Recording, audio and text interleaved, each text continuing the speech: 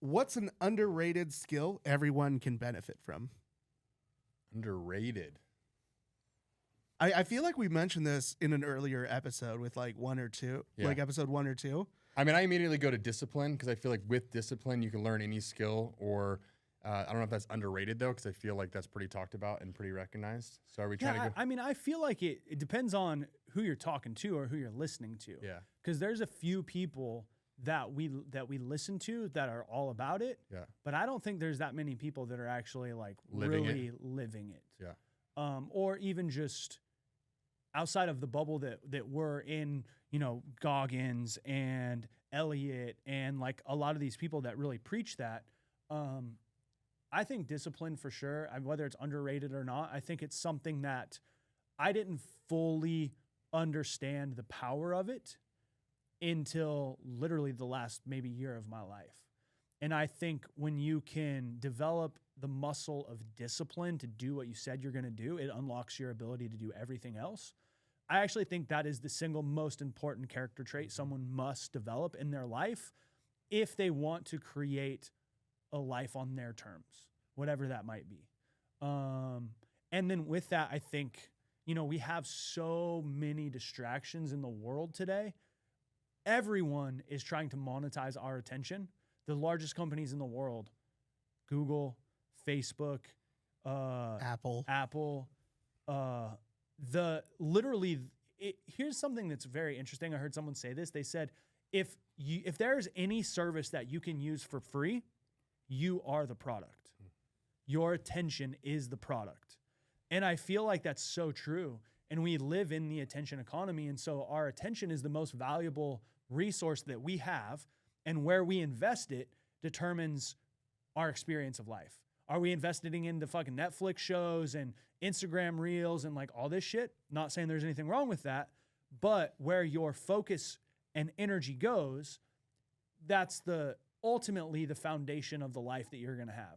And so I think discipline and then I think focus for me, I mean, those are the two areas that I'm spending the most time on right now in really managing. How do I manage my discipline every day so I'm doing what I said I need to do?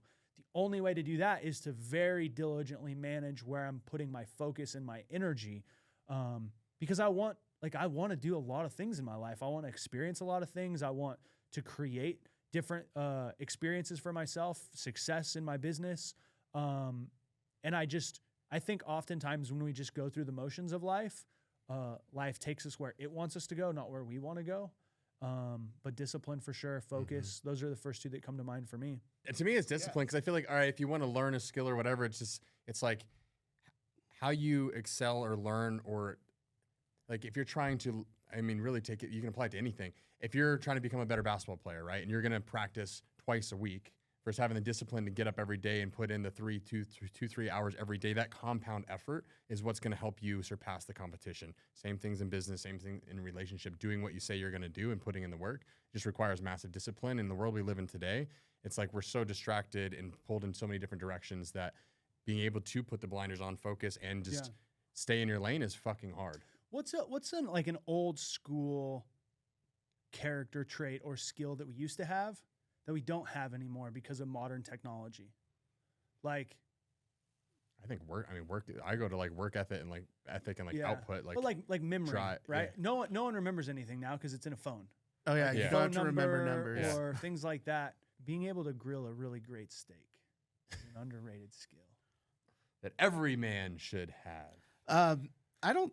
Okay, I won't say that. It is a skill. I don't think that's a very hard skill to learn because it's pretty hard to mess up a steak or a burger. Depends on what your What your standards or the expectations first 3 are, I or guess. 4 you do, like they're gonna be bad. But after that, like if you focus, like just don't overcook it. Get the marks on it, salt and pepper. If you use A1 sauce, you're a terrible person. You're terrible. The only other place I go is like follow through. I don't know if this would go to discipline, but you think about like doing what you say you're going to do and following through on things. I feel like I'm guilty of it. If you pile too many things on or you don't see things to the finish line, you start something and you don't actually see it through, and then you're going on to the next project or the next idea or whatever, and you have all these great things that none of them get completed. Like how much time is wasted on the ideation process and starting these things if you're not actually seeing them through? Yeah, that reminded me of what I was going to say. There we go. Perfect. I think a really underappreciated skill is just being your fucking self. There you go. Like being your own Yeah, that's a good one. authentic, genuine self. So often we are, I think in the world today, because we're so concerned about opinions and perspectives of other Likes people, and- yep. follows, shares, like because of the fuckery that is social media, which is great in so many ways, but it's toxic in so many other ways. The people I admire the most are the people that just don't give a fuck what anybody else thinks, and they are their self. No matter how wild or quirky or weird or whatever it is, if you see someone and you can just tell they're authentically themselves, I think that's such an underrated, and I say underrated skill because very few people have it or live by it. Mhm. But when you see someone that is just free, man, I think it's like it's inspiring for me. Yeah, I 100% agree with that. And with social media and the way that it is, it's like this highlight reel of life. People, when you see people traveling to places or doing things or acting away or literally living their life for the perceived opinion of their life, Yeah. and they're not actually themselves at all because they're living for the likes and the engagement and everything else. Yeah. It's fucking sad. Well, going Yeah. back to, go ahead. Oh no, I'm just agreeing with Yeah. that. I hate social media influencers. Yeah. Just because it's just a lie. Like it's all Yeah. a lie. Yeah. Like I totally understand social media's purpose, and like we work in social media. That's how we make money. But like we're selling a product that's gonna add value. Yes, it costs money. It's a product. Like that's a normal exchange. But when you see these influencers like taking pictures on the beach or doing like these certain angles, like I know the camera tricks that they do to make things look bigger and better than they actually are. And it's just this awful perception that it gives people because now everyone's measuring something up to something that is impossible to achieve. Like Yeah. it doesn't, whether it's like body image or even just like a certain lifestyle of wealth, like they're like Jake Paul and Logan Paul, like, yeah, they can afford Lamborghinis, but so many people just like a bunch of influencers, they'll buy a Lamborghini or rent it for a rent it. day. And then they'll just take a bunch of pictures and they're just showing this lifestyle like, hey, came from the ghetto. Like, no, you were just smart. You guys rented it for a day. You should have just told that story because Yeah. that would have been more inspiring. That would have been More real. fun. Yeah. Yeah, I mean, to go back to San Diego, right? We just got back from this conference, and I got to do a presentation on kind of where we're at, and so many people came up to me afterwards and thanked me for my talk because I was real about where we were at. And I had this point in the talk where I was like, year over year, we're up 25%. And if I wanted to sell you some shit, I wouldn't tell you anything else. But the truth is that doesn't actually paint the full picture. And then I talked about some of the challenges that we've had and how the actual profitability of the business is down a little bit while like sales are up and, because of inflation and some factors and some different things that took place. And everybody so many people came up to me and was like, thank you for being honest. Because most people that get up and talk in front of a conference of people only want to highlight how amazing everything's going. And the fact that I was like honest about the challenges that we've had this year in the business and how we've worked through some of those, it was very refreshing to people. And that was me just being like authentic, like here's what's going on and like here's the good and here's the shit and like here's how we're working through it.